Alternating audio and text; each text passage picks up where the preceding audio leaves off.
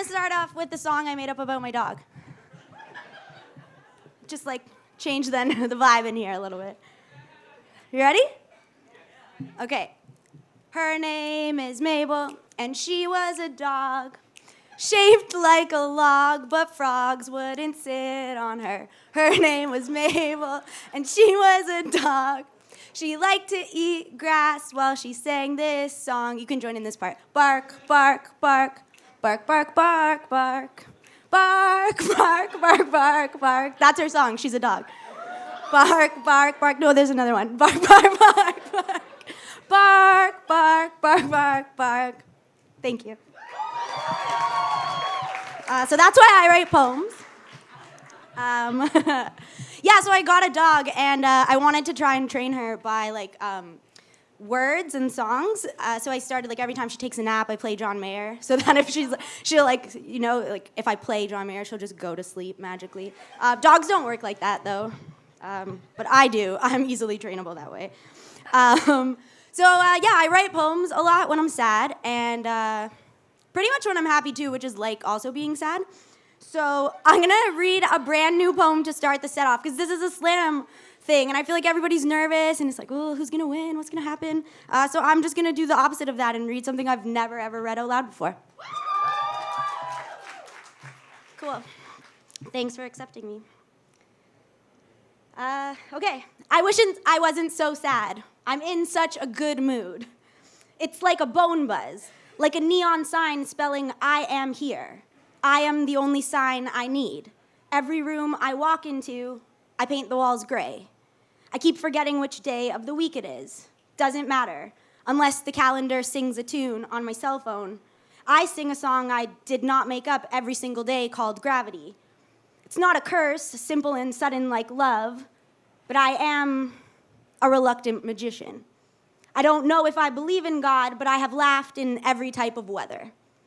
The bulbs bleed light at the flick, and a fingerprint is left behind. I cut my hair, and it grows back, the same DNA, dead or alive. I am so alive, my bones are buzzing. I am here. I am here. I am here. I am crying into the wind. I am watering all the flowers. It is not magic, these stripes of light across the pavement, or the unbearable tightness of my blue jeans. Thank you. Yeah, that's a weird poem that I have to edit probably 25 more times before it's a real poem, but that's how it works, right? Okay, cool. Cool. So I'm at the grocery store because I feel sad. And I feel sad because nobody is in love with me. Nobody is in love with me, but everybody loves me, right? Everybody loves me because I'm good at making people feel good. I'm good at making people feel good because I've had a lot of practice on myself. Practice on myself because I feel sad a lot. I feel sad a lot, but when I make other people feel good, I feel good for a little bit. I feel good for a little bit until I get lonely. I get lonely, and I am uncomfortable in my lonely. In my lonely at the grocery store, I practice trying to make myself feel good by pretending I am a regular person buying their groceries, not a very sad girl distracting herself from crying. Crying gives me a headache. Headaches make me want to crawl into bed. Crawling into bed is what sad people do. What sad people do when they are lonely looks a lot like me at the grocery store. At the grocery store, I look just like everybody else while picking out avocados and lemons, items no one refers to as comfort food. Comfort food makes me want to crawl into bed. Crawling into bed reminds me of two things. I am sad and I am alone. I am alone in the grocery store, moving slow in the condiment aisle. Everybody knows in the condiment aisle it is perfectly acceptable to just stand around for too long. Mustard, honey mustard, hot mustard, Dijon mustard. There's a lot of kinds of mustard. You never know which one you want. So while I'm standing around for too long, I will inevitably begin to tap dance.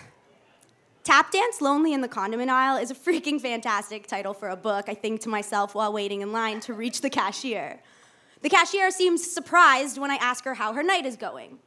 Her night is going okay, she says. She says nothing else except cash, credit, or debit. She waves goodbye. Goodbye is the saddest word I know. The saddest word you know is my name. My name walks around the grocery store and feels less sad. Less sad because at the grocery store, well, at least nobody knows there's nobody in love with me.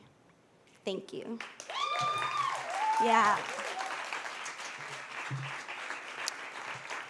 So, what's up?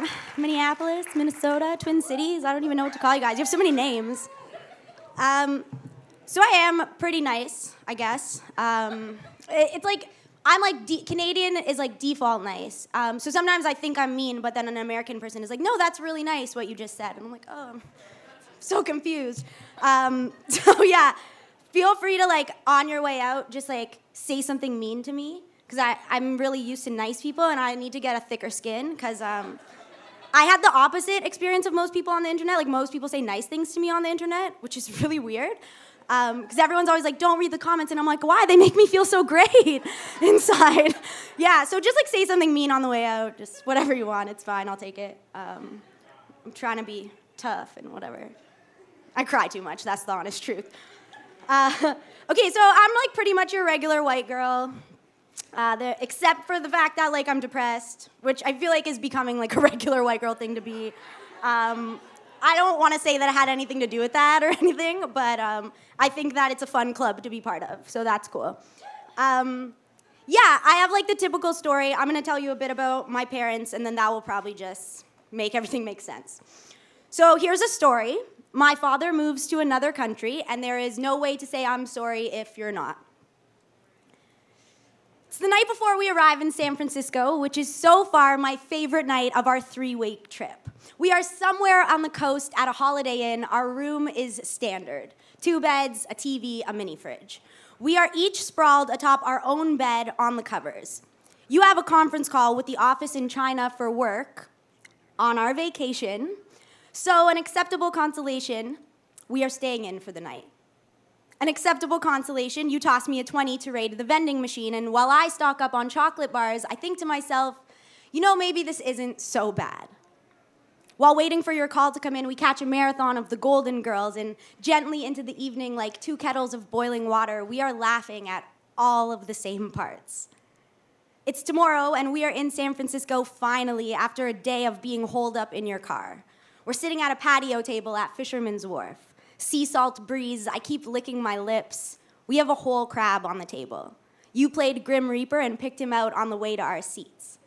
I'm also tipsy from splitting a bottle of white wine with you. Of course, this is like very cool of you to do, split a bottle of wine with me. I'm 2 months shy of my 21st birthday, and I don't realize dinner with you now is much, much easier than it will be in the future. Looking back, that trip was one of our better ones, if not the best. I bought my leather jacket on that trip.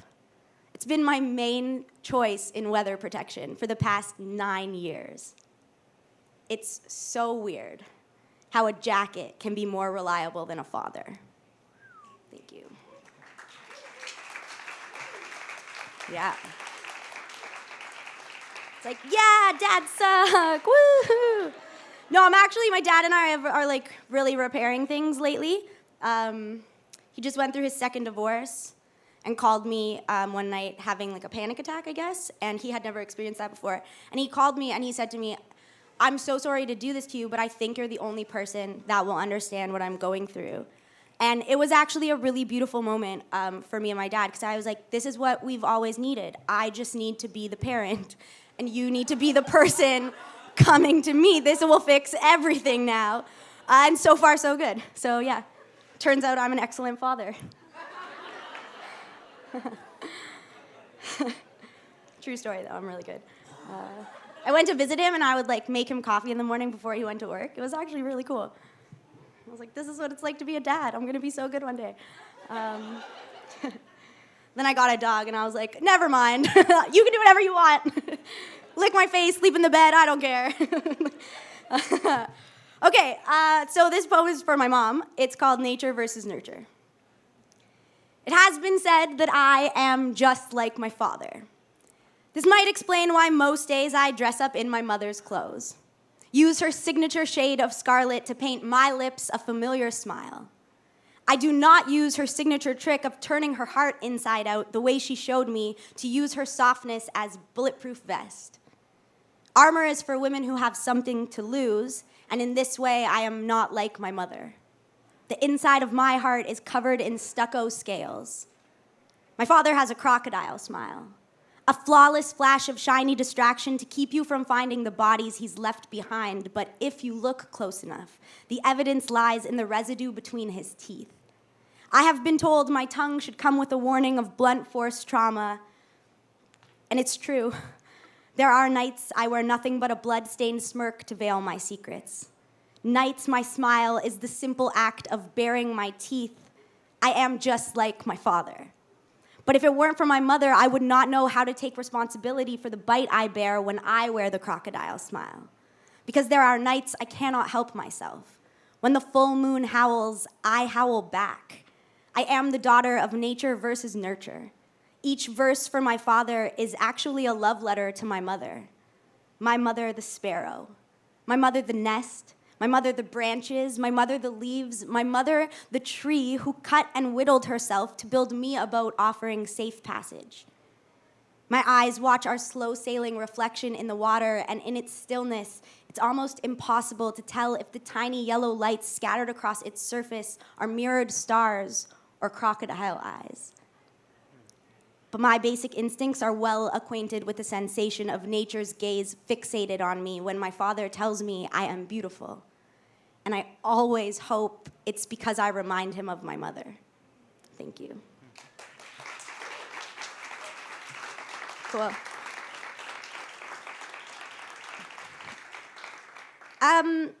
So just a note on that. When I realized I had to be a dad, I really had to do some soul searching and be like, am I ready for this? Emotionally, am I prepared? And I think what I realized is a lot of the time with our parents, the things we hate about them or the things we dislike about them are the things we know about ourselves that we don't like about ourselves, and we're just mad at them for doing that to us. And so as I am trying to grow and become a better person and understand all of this stuff, I think instead of shaming our parents for things we don't like, I think what I'm trying to do now is reach out a hand to my dad and help him change those things with me so we can both not be that way in the future. So this is just me telling you, if there's someone in your life that you secretly want to just punch in the throat all the time, maybe just open your hand and extend it to them and be like, maybe I could help you get through this thing that you're going through, that I can clearly see that you're going through. And instead of being mad at you, let's just go through it together. Cool. Here's a poem about being single, on that note. Single is unshaven legs. Same flannel for a week. Not checking in, but not being checked on.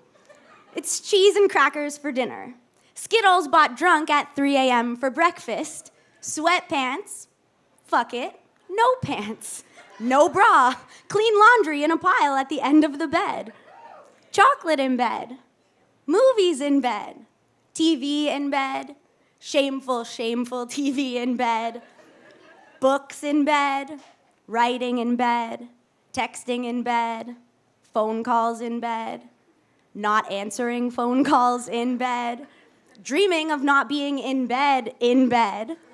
What I'm saying is single is everything in bed, everything but company. Thank you. Yeah. Ugh, it makes you want to throw up after that. You're it's so true.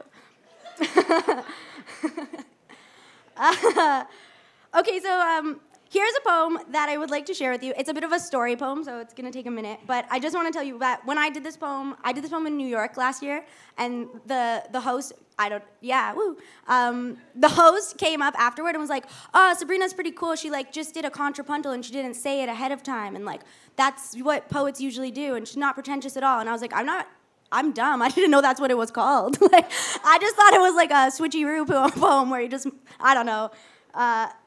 And it made me feel like I was maybe a genius, but also just really not smart at all. So yeah, here's a contrapuntal. You're welcome. Untitled one. I drink my coffee black every morning. I like how looking at you makes me feel. Twice I asked to kiss you. The second time, there was a lump in my throat. I like to believe it was a metaphor. A plain tumor is all it was. I have woken up, looked in the mirror, and thought, okay, I look good today. If I am late, it is because I don't know how to plan time. Cut to me blushing, laughing. Of course, we were no full moon. In my poems, you are the dream of you. The falling stars are just glitter, just thousands of tiny LED lights poured down from the sky. That July was a fire that minded its own business. The following June was just 30 days, the moon was a strawberry. It wasn't the drugs. The shadows on the ceiling weren't dancing again. I was walking backwards when I met you.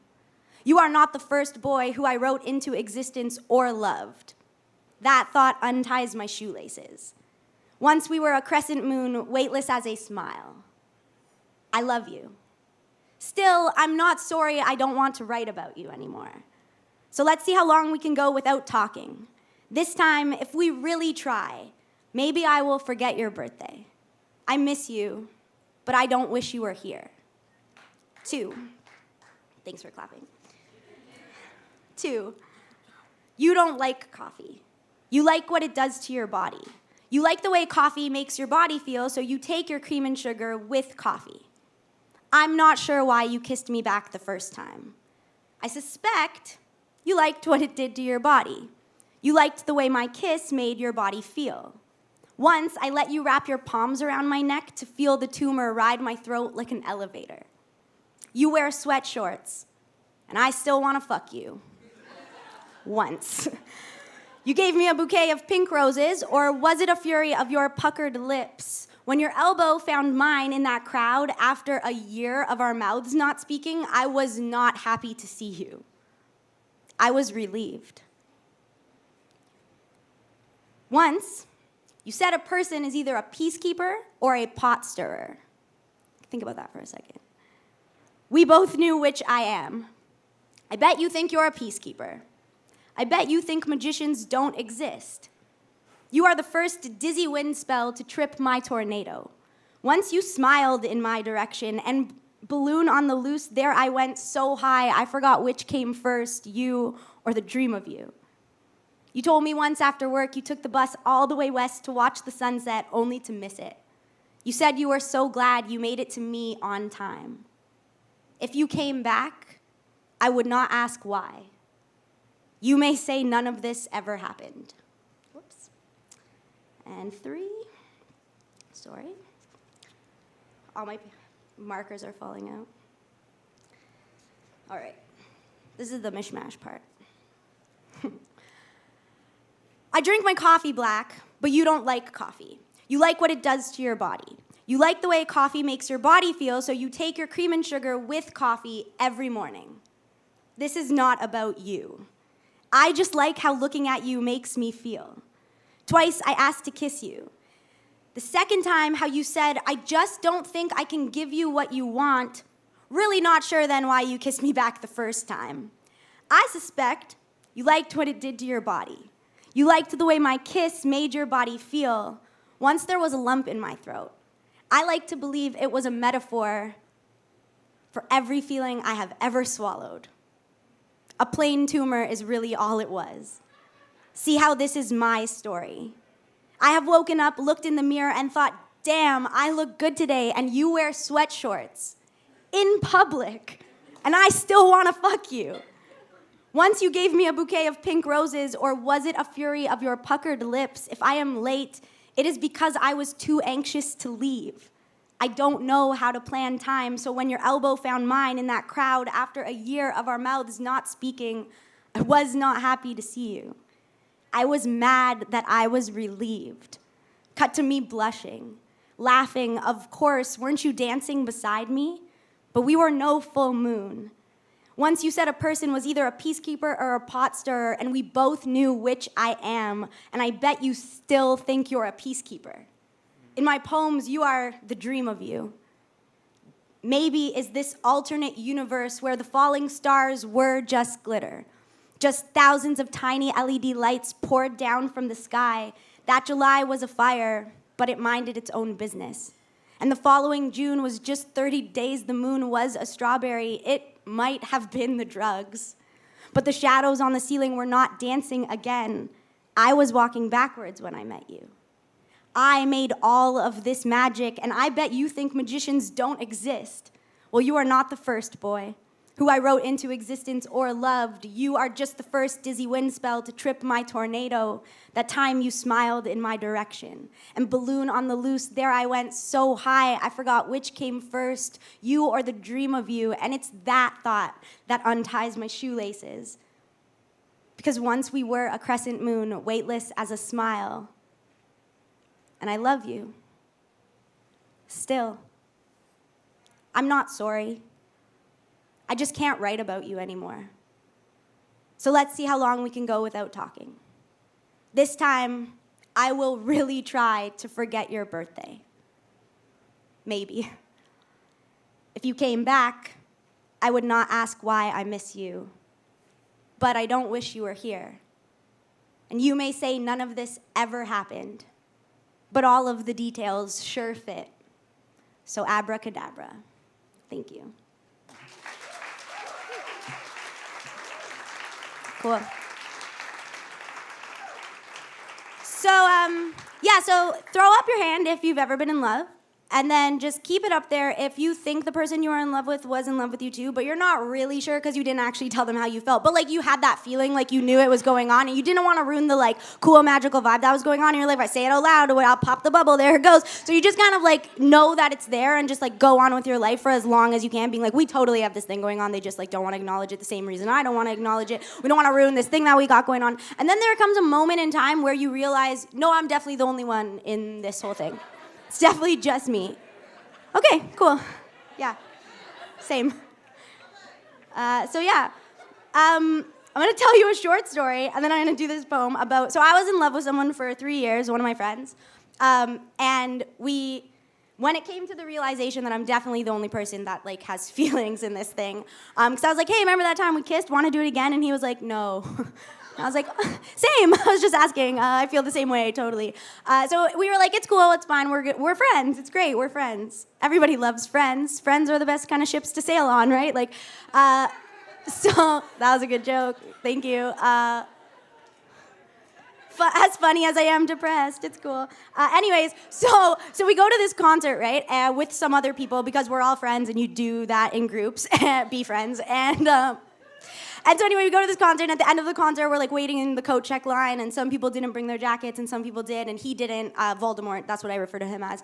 Voldemort did not bring a jacket, and I did, so I was like one of the uncool people in the line. And so like the people that didn't bring jackets were like, we're not gonna wait in this line. We're selfish. We want to go home. So they are like, that's cool. The night's over. So they all like said their goodbyes, and everyone hugged goodbye except Voldemort and me. He just stood like right where you are, like not far enough. Like if we both reached far enough, we could have like done an ET situation. And we were there, and he just put up his hand and waved goodbye to me. And I was actually like, how dare you? But in my head, I was like, I'm gonna start writing this poem immediately. You should just go. You should just go so I can take out my phone and start it. So yeah, here's that poem. It's called On the Last Gesture Between Us. So I guess you could say it wasn't that bad, and I might be inclined to believe you, except that I know things that I can't explain, that make me almost positive a wave goodbye on a full moon means let go and go home. So I went quietly into the night with my swallow, and the Uber driver was uber nice. Turned around and introduced himself to me. Told me I looked like a jazz girl, and then tuned the radio station until the syrupy leak of trumpet sweetened both of our lips into smiles. And then he said, here you go, and turned the volume all the way up, and I was so grateful for this stranger who seemed to just understand me, who asked of me nothing, left as much empty space in that silver sedan as he could for the music, the medicine. I open my mouth to say thank you, but the thick wail of saxophone slides down my throat, and again, quietly, I swallow my cry into song. My cry, this instrumental mourning. See, the words, they are always changing. But a wave goodbye is always a mocking lifeline, and I guess you could say my dark purple lipstick distraction plan would have worked if I hadn't worn my reaction like too thick black winged eyeliner that definitely did not suit my face, but it's fine because I look like a jazz girl. And right now, eyes closed and tears streaming, let's be honest, I am a jazz girl. A girl of pulled taffy. A girl who will chew a wave goodbye for weeks before spitting it out onto a page, into a song titled, I Think I'll Prefer You a Stranger Someday. Thank you. Whew. It's hot up here. Okay, so yeah, this is the end of that story, this next poem. And something I think a lot, I was talking to Sam about this yesterday, something a lot of people don't know is like a lot of, I don't know if it's just me and my own how my crazy brain works, but I make up a lot of stuff to cope with things. I like imagine scenarios and like reflect a different narrative in my head. And it's not probably healthy at all, but it's how I survive, so I think it's fine. And it's like better than other unhealthy scenarios. I just like imagine my life differently than it is sometimes, and live in that imagination. So anyways, yeah, this poem is a poem, like the person I was in love with and I definitely never dated or had any kind of love scenario. But in my head, we had quite a sordid affair. So yeah, this is how it ended in my mind. This is when it was over. And this poem is called How to Fold a Memory. Our brains remember the infliction of pain, be it physical, psychological, or emotional. We remember what is bad as a means to avoid it in the future. So let's start at the beginning. I remember the shape my hand held while in yours like origami prayer. Like flower petals returning home, I remember the rose petals, falling from your fingers, leading from the bedroom to the doorway like a trail of breadcrumbs or drops of blood. The scent of cinnamon, how you would sprinkle it into my coffee like fresh ground snowflakes. I can't take cinnamon in my coffee without being hungry for your laughter. I am hungry for your laughter, but my mouth tastes like the slow dissolve of the last I love you that refused to leave it. Remember the river? How we danced to the sound of it rushing? How you hummed Radiohead in harmony? Well, that song haunts my house of cards, how I wish it would just collapse.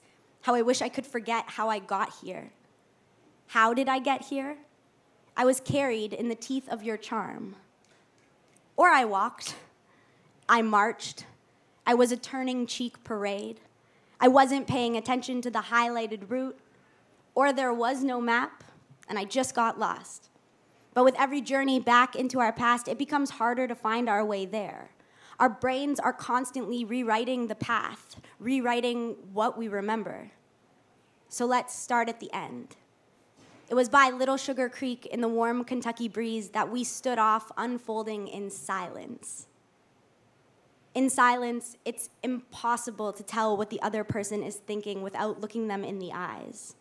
And you would not look me in the eyes, so by Little Sugar Creek, I let the warm breeze reach you in place of my origami hands. And since I have been practicing forgetting, I've kissed the sky more times than I ever kissed you. I inhale purple haze in an attempt to smoke out the correlation between you and the scent of cinnamon. I drink as if I am trying to save the world from drowning, to get my memories so drunk they might forget themselves by morning, but the trauma of daydreaming, the curse of muscle memory, my body keeps your secrets. How do I teach my mouth to shake out the reflection of your Etch-a-Sketch smile? My wrist to forget the arcs and curves of your name? My ears to hear songs without the ghost of you inside of them? And worse, in these spasms of remembering, I cannot tell if my past keeps slipping into the present or my present keeps slipping into the past. Still, my body wears your fingerprints like a home address. I lose memories like baby teeth. But you are a stubborn molar refusing to leave. We cannot control what we remember, but we can control how we remember. So I shake cinnamon into my coffee and I don't think of you. I write your name over and over until it no longer holds any meaning. I fold my memories of you, craft them paper wings in hopes they might one day drift off into amnesia, and you might finally leave me without a trace. Thank you.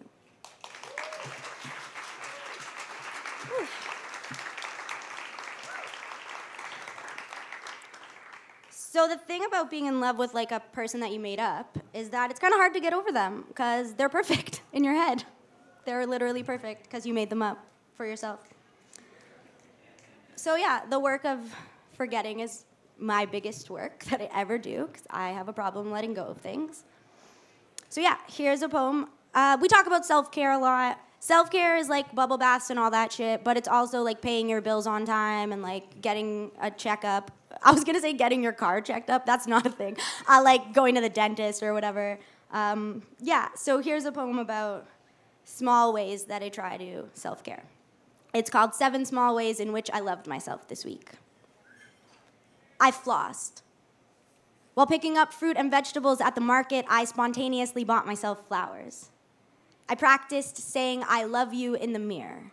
Not I love you because, or I love you despite, just I love you. It rained. I went for a walk and did not bring an umbrella, and while my wet hair reached for the ground, I kept my chin up.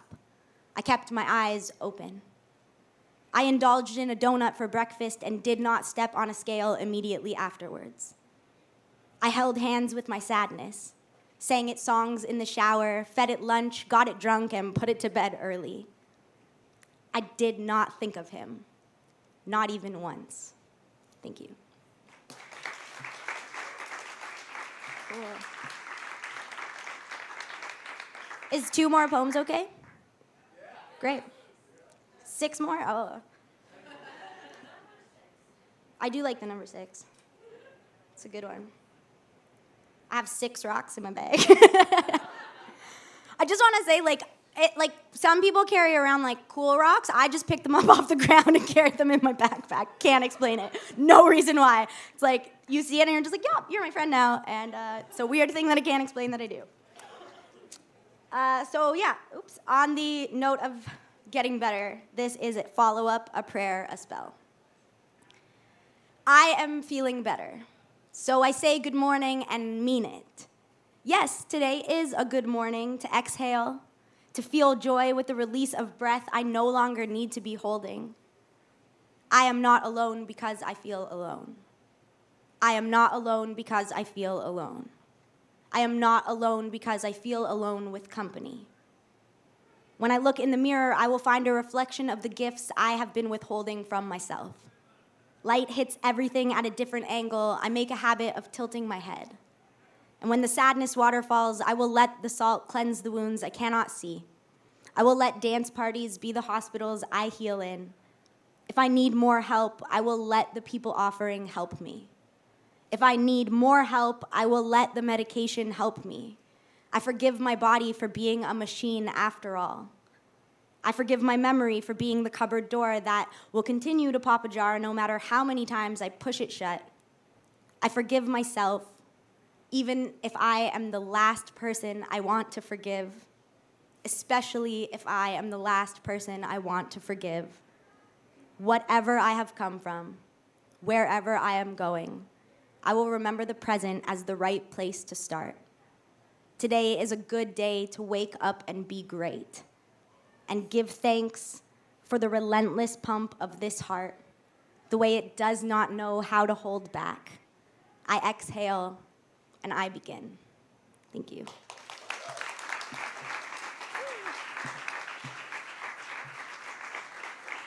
Okay, in a very unprofessional move, I'm going to end my set with a brand new poem as well. What? Ooh, 2 poems. Okay. It's very scary to do new poems, guys. It's very scary. Okay. This doesn't have, it's called bed poem, question mark, question mark, question mark.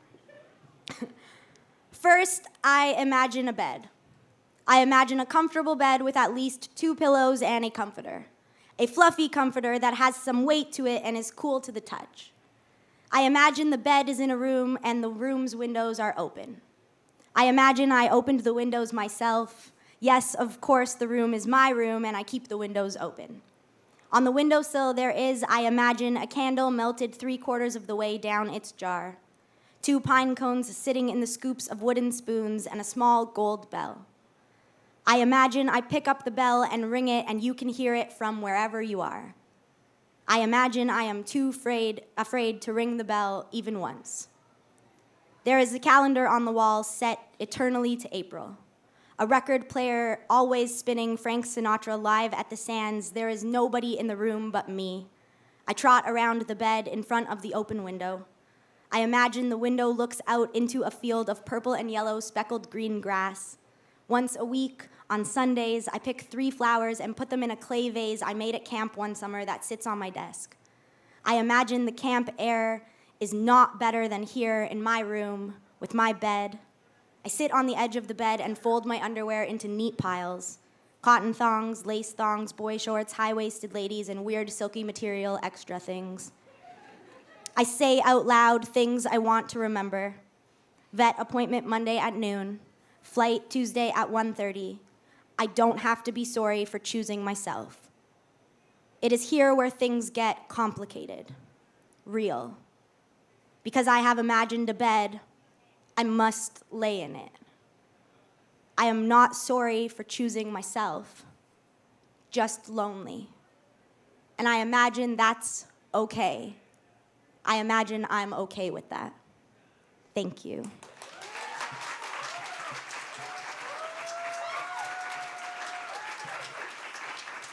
Okay, so yeah, I have a book, and I'm gonna be over there drawing pictures in your books if you want me to do that. Cool. Thank you.